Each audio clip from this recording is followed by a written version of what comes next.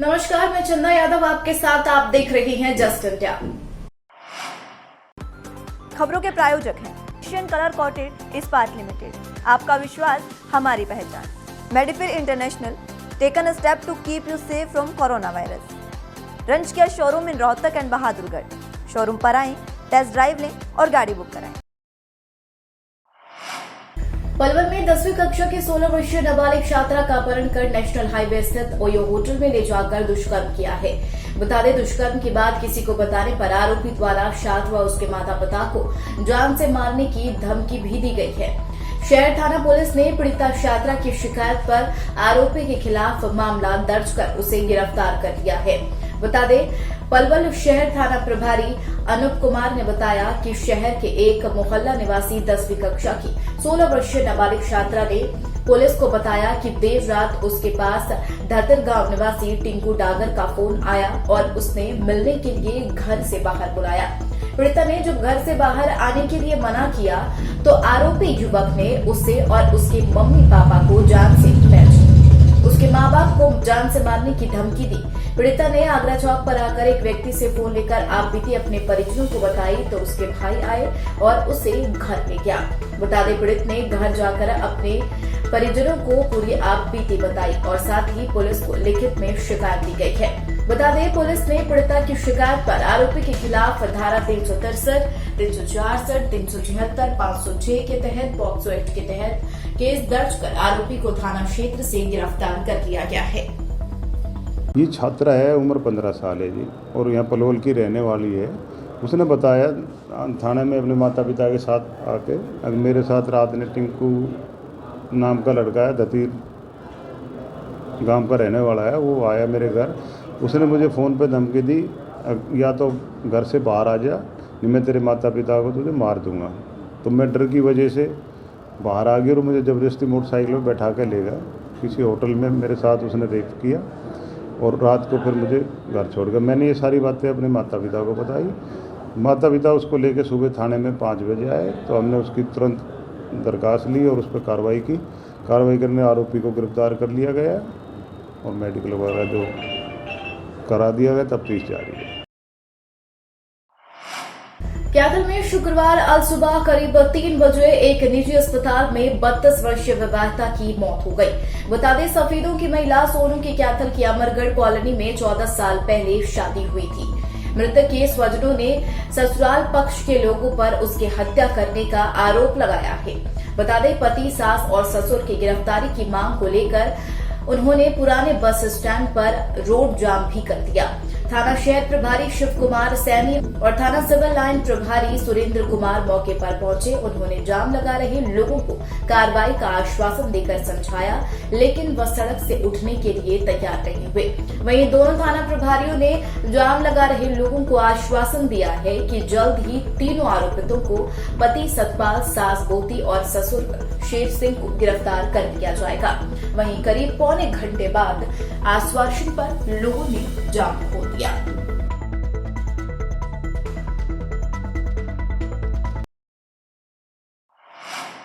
शहीदों के सम्मान में बीजेपी ने जगाधरी विधानसभा में तिरंगा यात्रा निकाली है। बता दें कि हरियाणा के शिक्षा मंत्री कंवरपाल गुर्जर के नेतृत्व में यह यात्रा शुरू हुई है। शहीद सम्मान तिरंगा यात्रा में बीजेपी के प्रदेशाध्यक्ष ओपी धनखड़ भी मौजूद रहे, जहां शिक्षा मंत्री और ओपी धनखड़ हाथों में तिरंगा लहराते हुए नजर आए। वहीं हजारों की संख्या में बाइक पर तिरंगा लहराते हुए भारत मां की जय, वंदे मातरम के नारों के साथ देशभक्ति के रंग में रंगे दिखाई दिए। इस मौके पर ओपी धनखड़ और शिक्षा मंत्री ने कहा कि शहीदों के सम्मान में यह तिरंगा यात्रा निकाली जा रही है। 26 जनवरी और 15 अगस्त को भी एक त्योहार की तरह मनाया जाए। उन वीर शहीदों के बलिदान की वजह से ही आज हम खुली हवा में सांस ले रही है। ओपी धनखड़ ने आगे कहा कि कांग्रेस ने इतिहास छुपाने के काम किए। जिन लोगों ने बलिदान दे दिया उनका जिक्र नहीं किया। कांग्रेस ने जो इतिहास छुपाने का काम किया तो वहीं बीजेपी हर उस शहीद बलिदानी को याद कर उनका सम्मान कर रही है। उन्होंने कहा और बताया कि पूरे हरियाणा की हर विधानसभा में तिरंगा सम्मान यात्रा निकाली जाएगी। जुलाना के ऐतिहासिक शिव मंदिर के बाहर महाशिवरात्रि के अवसर पर सुबह से ही श्रद्धालुओं की भारी भीड़ देखी जा रही है। बता दें, श्रावण मास की महाशिवरात्रि का महत्व ग्रंथों में हिंदू धर्म में माना गया है, जिसको लेकर श्रद्धालु गंगा जल आज के दिन महादेव पर चढ़ाते हैं और अपनी मनोकामना की इच्छा रखते हैं। बता दें, जुलाना के प्राचीन शिव मंदिर के बाहर भी सुबह से ही श्रद्धालुओं की लंबी लंबी कतारें देखने को मिल रही हैं। वहीं भीड़ अधिक ना हो, सोशल डिस्टेंसिंग बनी रहे, इसके लिए मंदिर प्रबंधक द्वारा कमेटी मंदिर के बाहर बलिया लगाकर लाइन में चलने की व्यवस्था की गई है।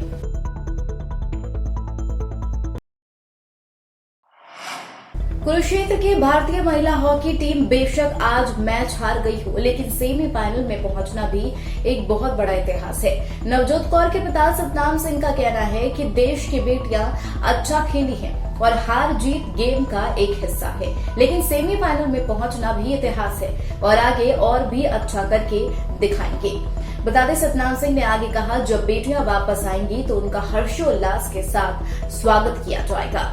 नवजोत कौर की माता मंजीत कौर बात करते समय भावुक हो गई, लेकिन उनका यही कहना है कि बेटियां अच्छा खेली हैं और हमें मेडल की उम्मीद थी, लेकिन खेल में हार जीत होती रहती है।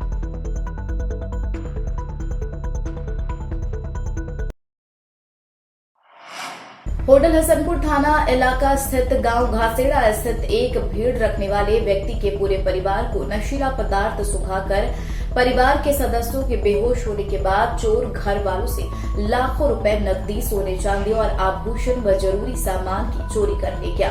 बता दें, बेहोश परिवार के सदस्यों को पड़ोसियों ने अस्पताल में दाखिल करवाया, जहां पर उनका बेहोशी की हालत में इलाज फिलहाल चल रहा है। अभी तक परिवार के सदस्य बेहोशी की हालत में ही हैं। बता दें, हसनपुर थाना प्रभारी राजेश ने बताया कि गांव घासेड़ा निवासी गरीब गांव में भेड़ रखते थे।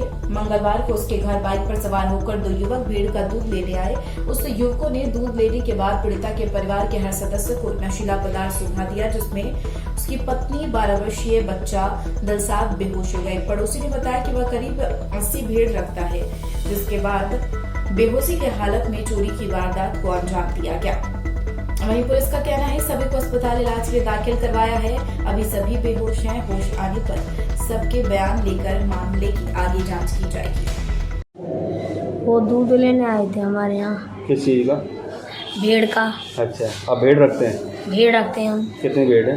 भेड़ 80 एक भेड़ है हम पे। अच्छा, हम वो कह रहे थे कि पेप्सी मंगाएं, और उन्होंने पेप्सी मंगा ली थी। आपने पी ली थी, उन्होंने हमने पी ली थी, और उसमें मिला के हम बेहोश हो चुके थे। और फिर शाम सी और सब सामान लेके लूट के लेके भाग गए। सेड़ा में एक मकान के अंदर जो बेचारे भेड़ों को पालते हैं, उसके मामले में चोरी की शिकायत, चोरी की वीटी आई 112 पे। तो उनको सुंघा कर कुछ उसके मकान में जो रखा बक्सा था उसको खंगाल के ले गए। फिर उनको हमने एडमिट करवाया। अभी वो इतने होश हवास में नहीं है कि वो अपने बयान दे दें। बयान देने के बाद ही सच्चाई का पता चलेगा। जैसे ही बयान देंगे तुरंत कार्रवाई अमल में लाई जाएगी। आदमी जो है शाम को भेड़ का दूध लेने के लिए आए थे, मगर वो उन्हें जानते नहीं थे। वो पहली बार भेड़ का दूध लेने के लिए आए थे। उस बारे में भी हम CCTV फुटेज देख रहे हैं, इधर कोराली गाँव और BVM स्कूल की। जैसे ही उनका कोई सुराग लगेगा तो उन्हें भी धरपकड़ करके जल्दी गिरफ्तार। तो पड़ोसी तो दो। हरियाणा के गृह मंत्री अनिल विज ने मीडिया कर्मियों से बातचीत करते हुए कहा कि आज का दिन भारत के लिए बहुत ही अच्छा रहा है। उन्होंने कहा कि आज सुबह हमने हॉकी का मैच देखा और अब कुश्ती में रवि दहिया ने सिल्वर मेडल जीता है। कहा कि कुश्ती में दीपक पुनिया भी बहुत अच्छे ढंग से खेले हैं और उन्होंने अच्छे दाम लगाए हैं, लेकिन जीत नहीं सके। उन्होंने कहा खेल में जीत और हार दोनों होती रहती है। उन्होंने आगे कहा जो ओलंपिक तक पहुंचे हैं उसके भी हम आभारी हैं, क्योंकि उन्होंने भी बहुत मेहनत की है। बता दें आगे अनिल विज ने कहा कि हमारे और भी खिलाड़ी टोक्यो ओलंपिक में पहुंचे हुए हैं और अच्छी पोजीशन पर पहुंचे हुए हैं। हमें उनसे बहुत उम्मीद है। उन्होंने बताया कि जो खिलाड़ी ओलंपिक में स्वर्ण पदक जीत कर लाएगा उसे 6 करोड़ रुपए की राशि पुरस्कार स्वरूप दी जाएगी। इस प्रकार जो खिलाड़ी रजत पदक जीत कर लाएगा उसे 4 करोड़ रुपए की राशि दी जाएगी और कांस्य पदक विजेता खिलाड़ी को 2.5 करोड़ रुपए राशि देकर सम्मानित किया जाएगा। इसके अलावा ऐसे विजेता खिलाड़ियों को नौकरी व प्लॉट देने का काम भी किया जाएगा।